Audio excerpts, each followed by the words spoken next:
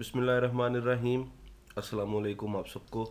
और उम्मीद है आप सब खैरियत से होंगे, ठीक ठाक होंगे, मज़े में होंगे और हुकूमत की तरफ से जारी करदा कोविड एसओपीज़ को फॉलो कर रहे होंगे।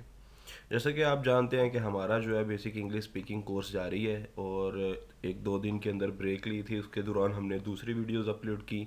लेकिन आज जो है हम उसी को कैरी करेंगे अपनी क्लास नंबर 6 से।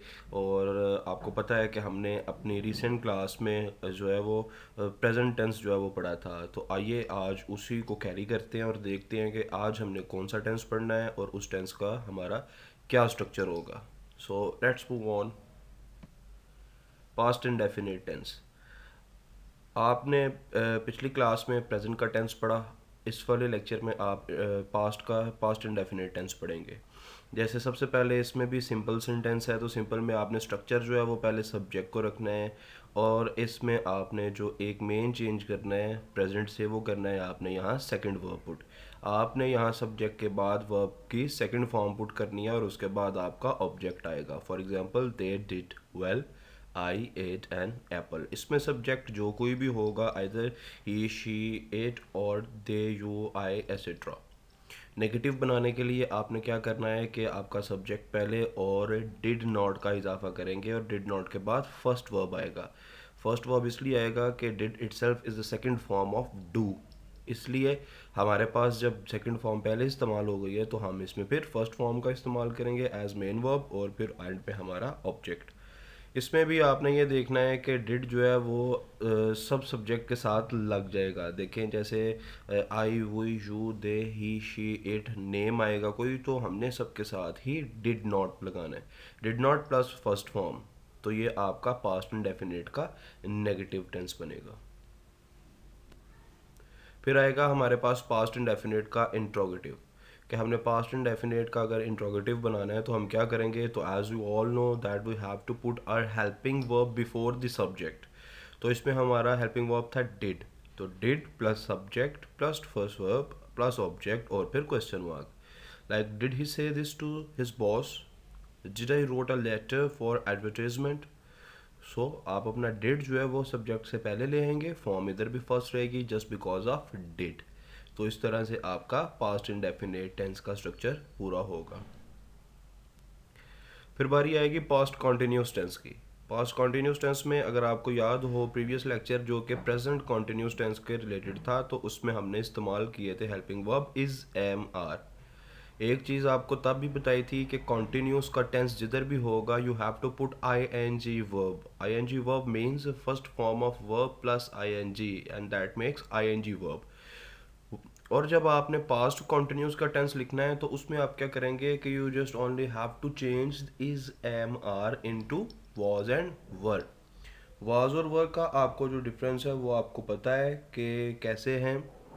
वाज वर्क आप इस्तेमाल करेंगे और उसके बाद आप आई एन जी वर्ब लगाएंगे और उसके बाद आपका ऑब्जेक्ट आ जाएगा। तो ये कैसे लिखा जाएगा, you were playing games in your exam days.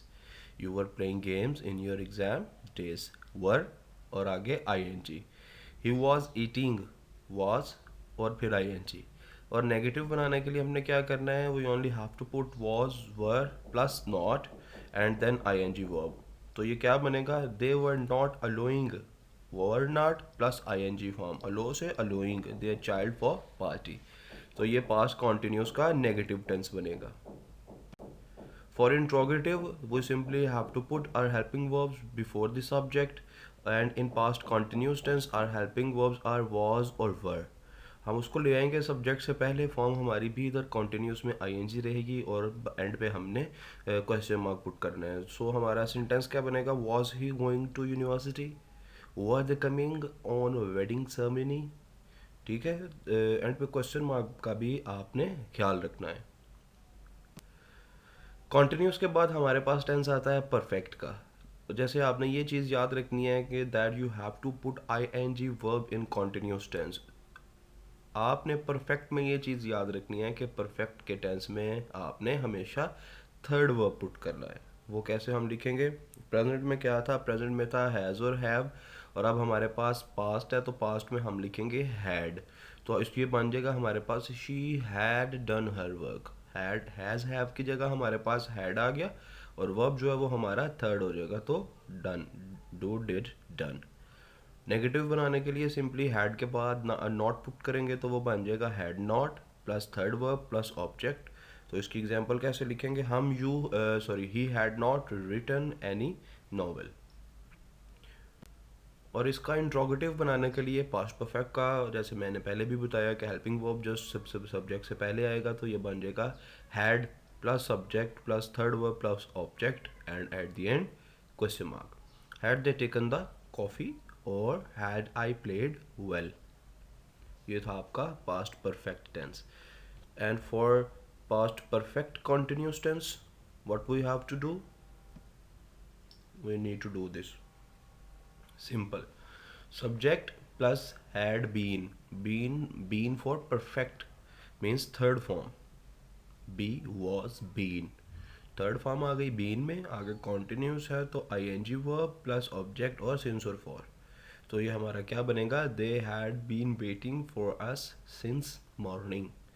और अगर नेगेटिव बनाएंगे तो इसको क्या लिखेंगे, had not been, subject plus had not been plus ing verb, you had not been working since 2018। और लास्ट पे हमारा जब इसका इंट्रोगेटिव बनाना होगा तो हमने हैड को पहले ले आना है, फिर subject plus been plus ing verb plus object plus since for question mark. तो हमारी एग्जांपल जो है वो ऐसी दिखाई देगी कि had he been typing letters since 2019 और had they been sitting for an hour. तो ये हमारा जो है टेंसेस का पास्ट का टेंस जो है वो पूरा होगा, जिसमें आपके वो सारे पास्ट के indefinite, continuous, perfect and perfect continuous हैं। And best of luck for your communication, try to communicate according to the tenses with your friends. And yes, this is your assignment, this is your quiz, this is your presentation. You have to communicate, you have to speak for improving your speaking. This is the only way for bettering for making your communication good.